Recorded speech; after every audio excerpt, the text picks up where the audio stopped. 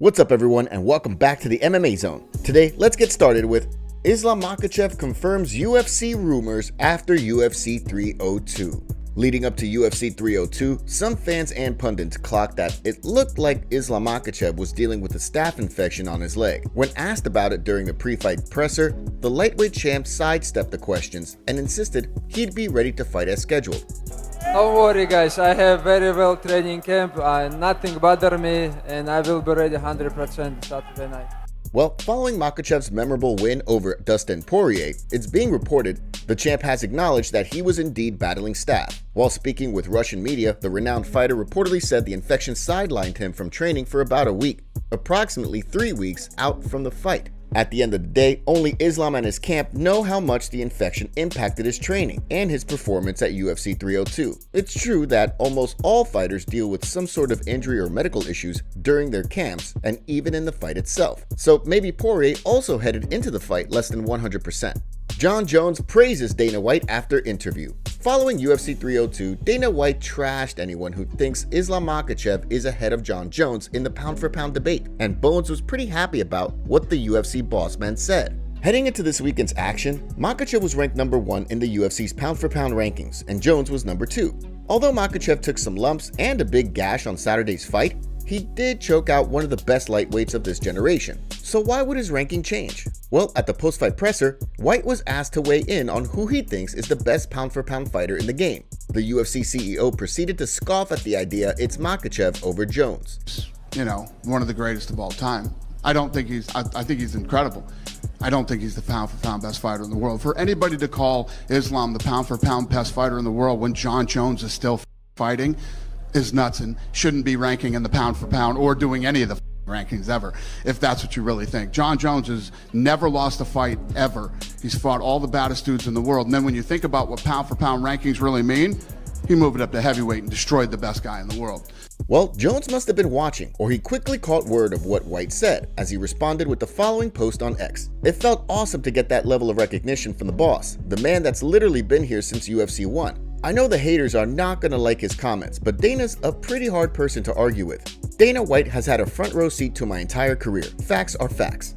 In addition, Jones took issue with Makhachev repeating his claim he's the best pound-for-pound fighter in the game. You go through an absolute dogfight and pull off a last-minute submission, and that's what makes you the best? So if we want to talk facts here, we should probably point out that White has not literally been with the UFC since UFC 1.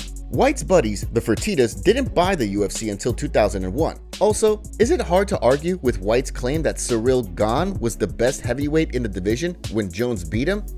No, it's not. That was Francis Ngannou, who left the UFC after beating Gane. Well, all that aside, Makhachev was asked to respond to White's comments, and the champ responded with this.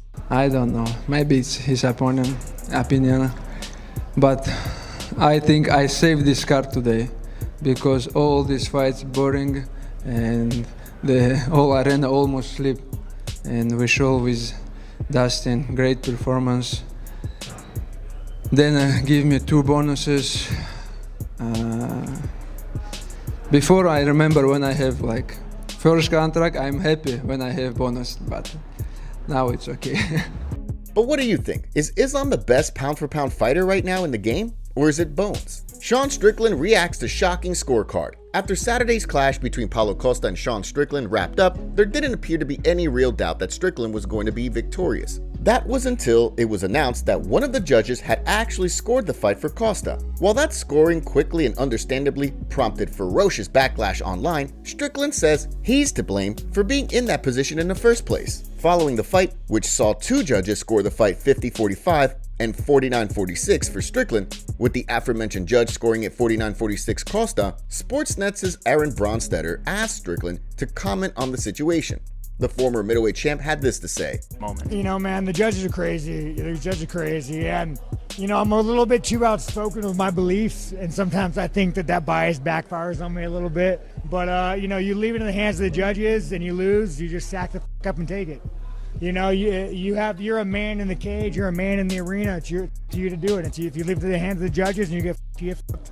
Now, it's certainly true that we've seen innumerable fighters get screwed by the judges, but does that mean fighters are to blame if they don't finish their opponent? It's a good question, but ideally, we wouldn't have to be having this debate to begin with, right? That aside, is it worth noting that 4 of Strickland's last 5 wins have come via decision? 2 of those were via split decision. The outspoken fighter has only recorded 2 finishes since 2020. So as long as judging remains a bit sketchy, you could certainly say that Strickland is playing with fire. Dustin Poirier gets called out after UFC 302 loss. Following Dustin Poirier's unforgettable and gutsy defeat to Islam Makhachev, the Diamond acknowledged that we may not see him back in the octagon. But it didn't take long for another star to respectfully call out Poirier, and that man is Alexander Volkanovski. Yup, not long after UFC 302 wrapped up, the renowned fighter and former featherweight king asked Poirier if he'd be down to dance. Maybe, just maybe, depending on what I'm doing and when, obviously I want to fight later in the year. I don't know exactly what's happening. I don't want to wait too long either. So if the timing works, maybe me and Dustin can maybe have a good fight. I know he's like just wants good, fun fights. Obviously we've got a lot of respect for each other, and I think that'll be a massive fight. So that's something that I'll be willing to do while I'm waiting for that featherweight title. Maybe a lightweight fight against someone like Dustin Poirier would be great. So you heard it here first. Maybe we can make something happen. Dustin, you're a legend. Keep your head up. That was a great performance still. Maybe we could have a little fun in there, have a little dance. Let me know what you think. How about that? On paper, of course, that's a fight that a lot of folks would love to see. After all, we're talking about 2 of this generation's best fighters, who have considerable fan bases. But is it a fight that would bring Poirier back? Hard to say. A win over Volkanovski would certainly be a nice addition to Poirier's resume, and you would think it would pull a nice paycheck for him as well. But is the Diamond more interested in taking fights that have a little more heat? Like, say, a scrap with Nate Diaz? Now, let's take a look at Dana White reacts to Khabib's teammate getting kicked out. Immediately after Islam Makhachev buzzed the combat sports world by choking out Dustin Poirier, the champs team didn't wait for the octagon door to be opened before they congratulated their buddy. Instead, several of them leapt over and into the cage, which maybe had some folks reflecting on what went down at UFC 229 with Team Khabib. Not sure in this instance the cage leap had nothing to do with settling scores in a post-fight brawl, but it did result in Khabib's cousin, Usman Nurmagomedov, getting kicked out of the building. During the post-fight presser, Dana White was asked if it was true that Usman had been escorted out by the Secret Service. He jumped over the cage after the fight, which you can't do, and security escorted him out. You can't do that.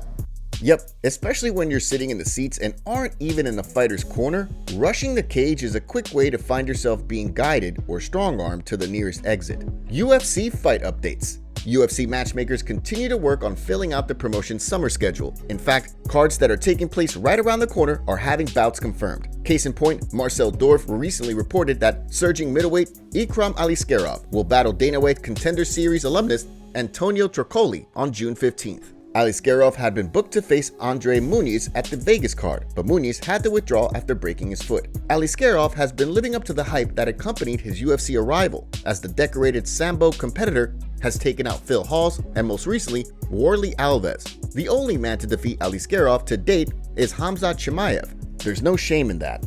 Trocoli, meanwhile, hasn't competed since November 2021, when he recorded a submission victory outside of the UFC. So if he does snap Aliskerov's 7-fight winning streak at UFC Vegas 93, it'll be a pretty impressive way to begin his UFC run.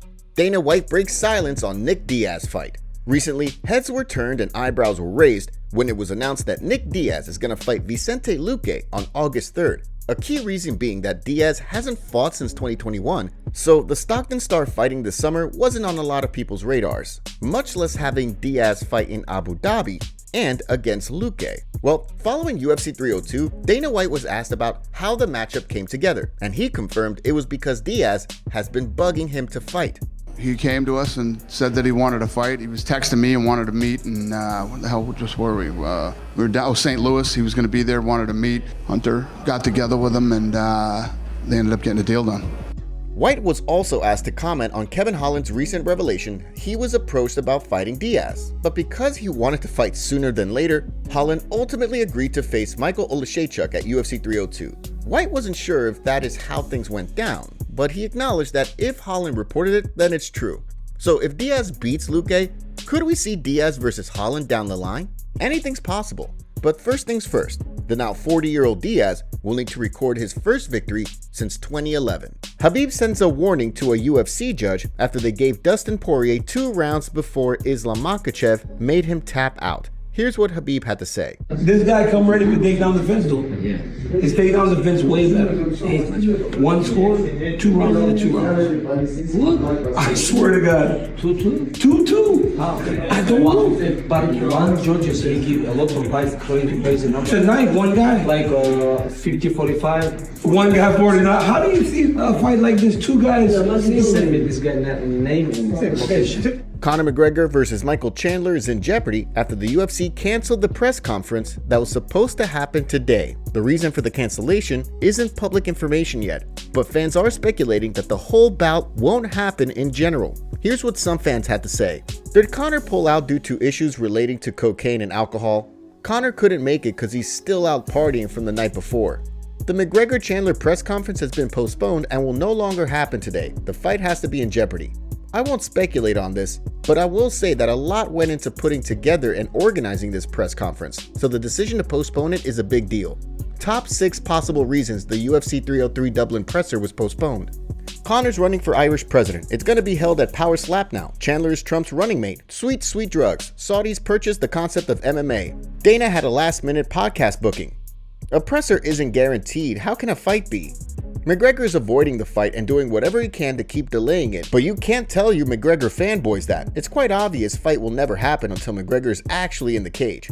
Conor McGregor breaks silence on the cancellation. Here's what he had to say. In consultation with the UFC, today's press conference was canceled due to a series of obstacles outside of our control. I apologize to my Irish fans and fans around the world for the inconvenience and appreciate all your passion and support. I can't wait to put on the greatest all-time show in the Octagon.